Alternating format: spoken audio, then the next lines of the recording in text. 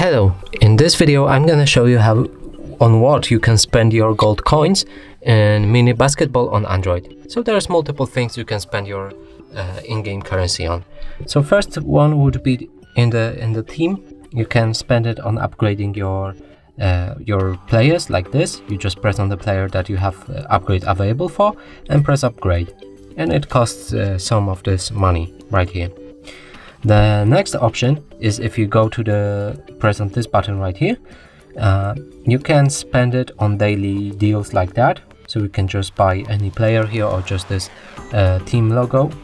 You can also get this currency for free by watching some ads or just buying it with real money. So that's it for this video. Hope you like it. Please consider subscribing to our channel, leave a like and a comment below.